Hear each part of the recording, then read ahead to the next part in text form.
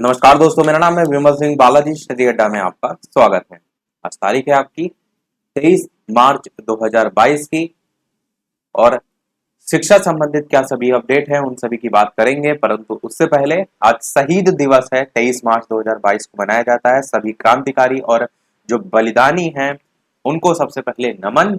और इस अवसर पर जो है वो कोलकाता के विक्टोरिया मेमोरियल जो हॉल है इसमें 23 मार्च शायद 6 बजे जो है प्रधानमंत्री जो नरेंद्र मोदी हैं वो विप्लवी भारत गैलरी का उद्घाटन करेंगे। तो इस चीज का जो है आपको ध्यान रखना है करंट अफेयर के लिहाज से।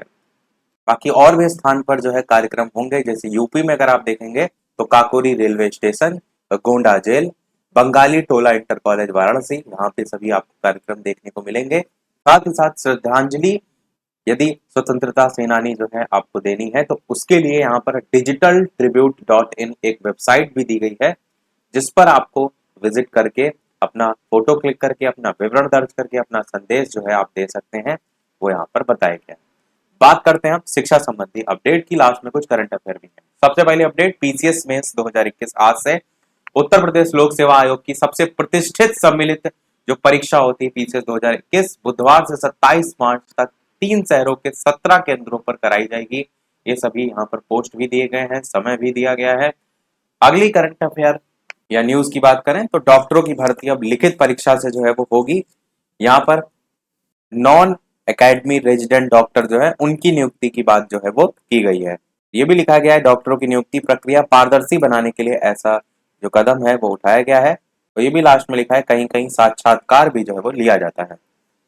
अगली न्यूज, एनसीईआरटी की किताबों पर आधारित होगी दाखिला परीक्षा। यहाँ पर केंद्रीय विश्वविद्यालय और CUET इसका पाठ्यक्रम 12वीं की किताबों के आधार पर होगा।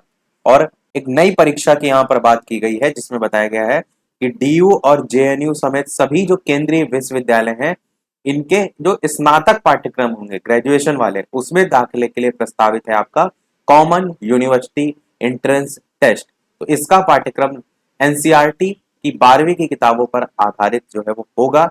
वो चीज यहाँ पर बताई गई है। और इसी के अंकों के आधार पर ही जो है वो दाखिला मिलेगा। कारण ये यहाँ पर बताया गया है कि कई छात्र ऐसे हैं जिनकी ऊंची कट ऑफ रहती थी, तो उससे राहत मिलेगा क्योंकि इन अंकों के आधार पर जब दाखिला है वो लिया जाएगा।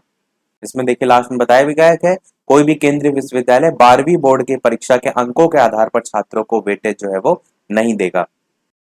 बाकी लास्ट में बताया गया है कि कुछ विद्यालय ऐसा चाहें तो इस पात्रता परीक्षा के अलावा इंटर के कुछ परसेंटेज को जोड़ सकते हैं, ये चीज बताया गया है।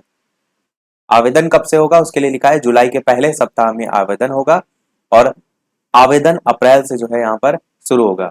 मतलब परीक्षा आपकी जुलाई के पहले सप्ताह में होगी और आवेदन अप्रैल से जो है वो शुरू होगा। टेस्ट का जो माध्यम है वो 13 भाषाओं में होगा।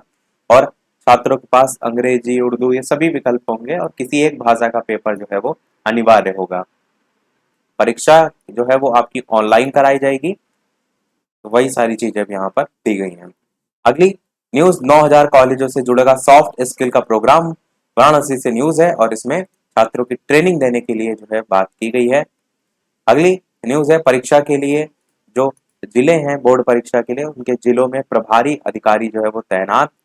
अगली न्यूज है मेरे प्रवेश पत्र पर गलत विषय छप गया है, क्या करें मैम। इस तरीके के प्रश्न जो है ये जो toll free number UP board के लिए जारी किया गया 1800 130 5310 इस पर जो है वो पूछे जा रहे हैं। इसका आंसर भी दिया गया है कि प्रवेश पत्र पर ही सही विषय लिखकर अपने स्कूल के जो प्रधानाचार्य से हस्ताक्षर करवाकर और मुहर लगवाकर संशोधन जो है वो करा लें। इसके बाद परीक्षा केंद्र व्यवस्थापक को एक प्रार्थना पत्र लेकर के जाएं, परीक्षा में बैठने की अनुमति आपको मिल जाएगी।